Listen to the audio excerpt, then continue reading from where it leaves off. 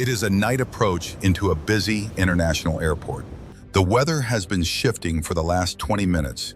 Rain on the windshield, visibility tightening, the kind of conditions that demand complete focus from everyone on the flight deck. Meanwhile, ATC issues a runway change in the last minutes, and the first officer reads it back, enters it into the navigation system, and confirms it aloud. The captain acknowledges and returns his focus to the instruments in front of him. From the outside, nothing about this moment looks unusual. 2 trained pilots, a manageable situation, a crew that has done this hundreds of times before. And that is what makes what happens next so difficult to explain. The aircraft begins its final descent, fully configured on the approach path, but towards the wrong runway. Not runway 28 left, which ATC had assigned, but towards runway 28 right, a completely separate strip of concrete sitting parallel in the dark. And with 180 people on board, neither pilot has realized it yet. Now here is what should genuinely concern you about that story. If you handed that same scenario to 100 experienced pilots before the flight and asked them, "Will something go wrong tonight?" most of them would say no. The weather is manageable, the crew is experienced, the airport is familiar, and they would be right about all of it. Which means the real question is not what went wrong, because any investigation will eventually find the errors and name them. But the real question is, what is the one hidden factor behind it that investigators find at the root of almost every aviation accident in history? Whether you are a commercial pilot, a student, or simply someone who is passionate about aviation and wants to genuinely understand how accidents happen in the safest industry in the world, this video is for you. The answer is not a checklist item or an exam definition. It is a framework called threat and error management, and it does not just explain what happened on that approach. It explains the pattern behind almost every aviation accident ever investigated. Starting with threats. A threat is any condition or event that can affect flight safety and is completely outside the direct control of the pilot. Threats come in 3 types. The first type is an environmental threat. Let me ask you a quick question. How many times have you checked the weather before a flight and assumed, "Looks fine, we are good to go"? How many times has a clear departure made you feel like the whole flight is going to be smooth? Most pilots, including me, have been there. And that moment of assumption is exactly where environmental threats begin. Picture this: a cargo flight, cruising over the ocean. The departure weather was clear.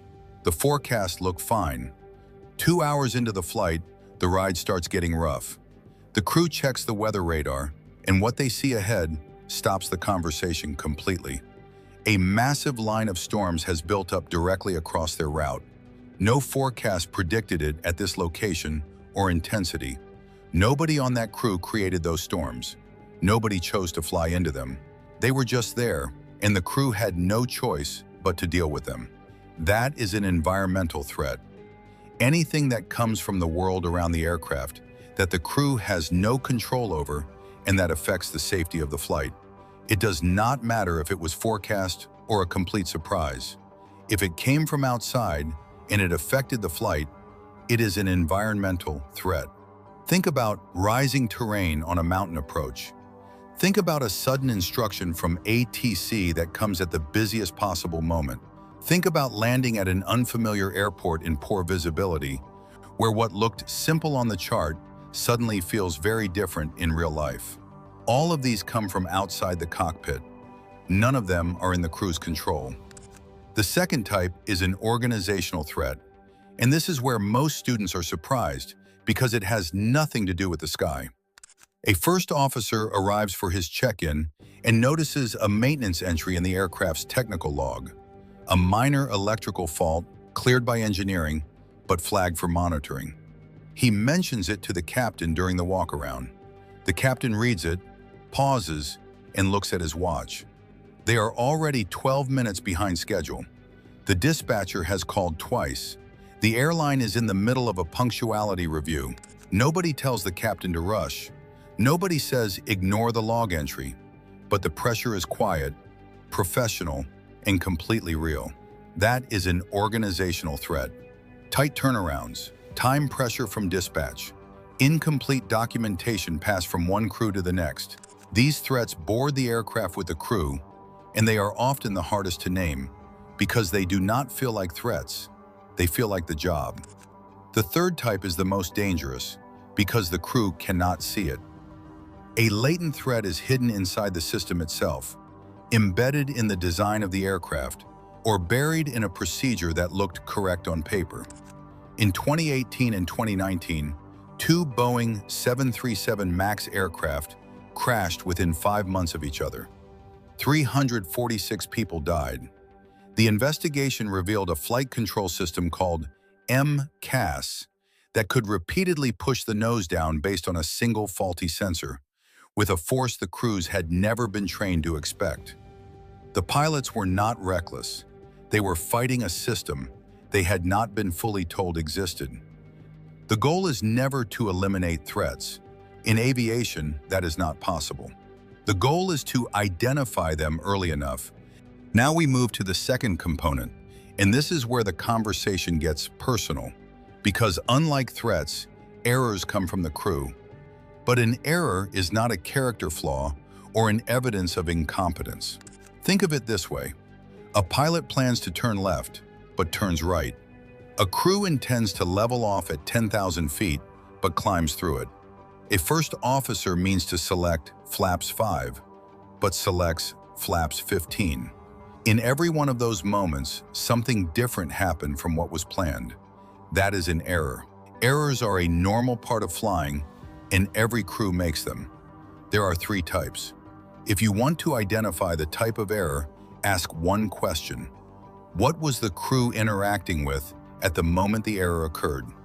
The first type, aircraft handling errors. A crew is on final approach after a long overnight flight. The captain is hand-flying the landing, but he judges the flare too late, pulls back too little, and the aircraft touches down hard, well beyond the intended touchdown zone, fast. There was no system failed here.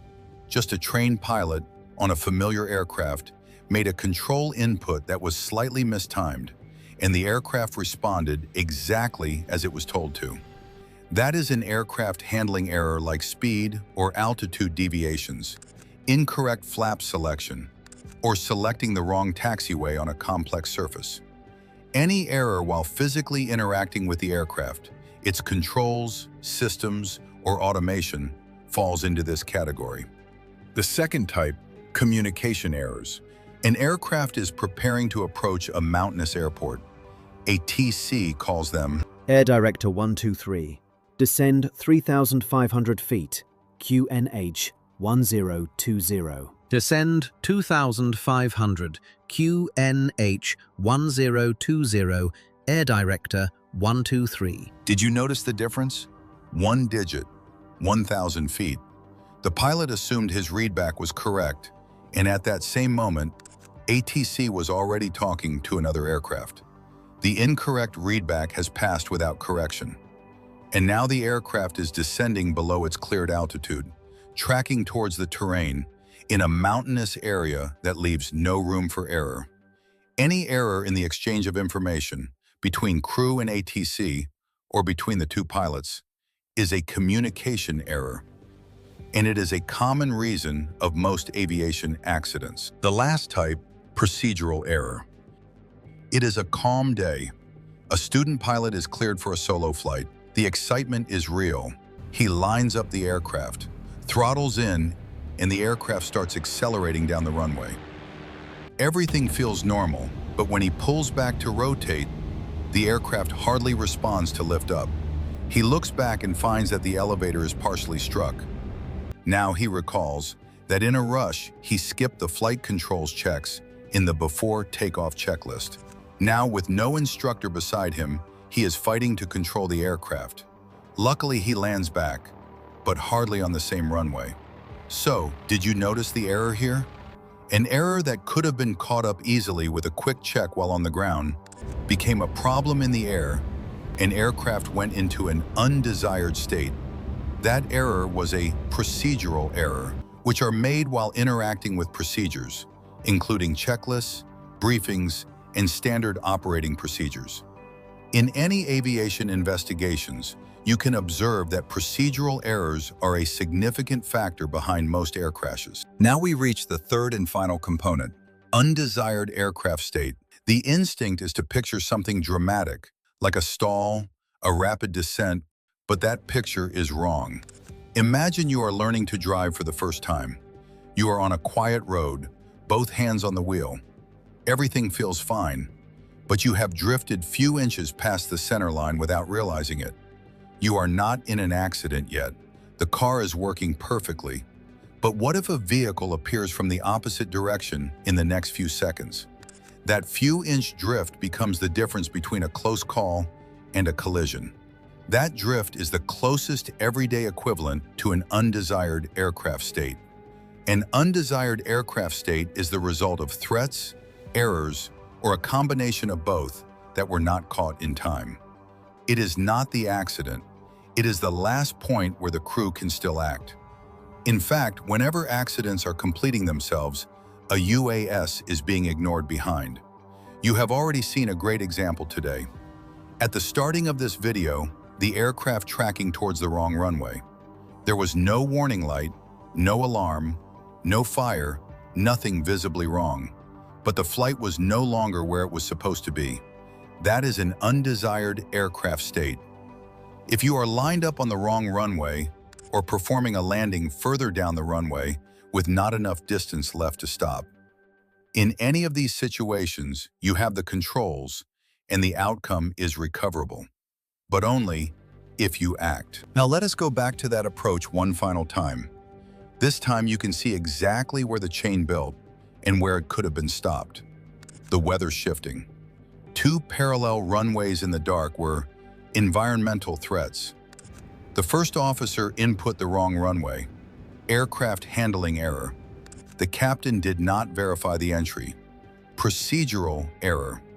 The aircraft tracking toward the wrong runway was an undesired aircraft state. They don't need a perfect time to handle this situation, as they already had 3 opportunities. A thorough threat briefing before departure catches the runway risk. A cross-check by the captain catches the FMS entry. Recognition, earlier that the aircraft is tracking wrong, still leaves time for correcting it. Any one of them breaks the chain. That is what threat and error management gives every aviator. Most people who watch aviation content know that accidents happen, but very few understand exactly how. Now you do. At Flight Director, my mission is to take the knowledge that pilots spend years learning and make it accessible to every person who has a passion for aviation. I started this channel as a licensed pilot who watched the same concepts get buried in textbooks that most students do not open again after their theory exam is done. Because these concepts are not just exam material, they happen on real flights. Most of us got into aviation because of the dream, the big aircraft, the aura of uniform, the cockpit view at 35,000 feet. But do you know what's actually get you there? It is the preparation that happens long before you ever touch that aircraft. The concepts that feel boring in a classroom are the same ones that save lives at 35,000 feet. Now you know what's behind almost every aviation accident, but you might be thinking that how to deal with these threats and errors. Subscribe and stay tuned for next video that will cover this question in detail.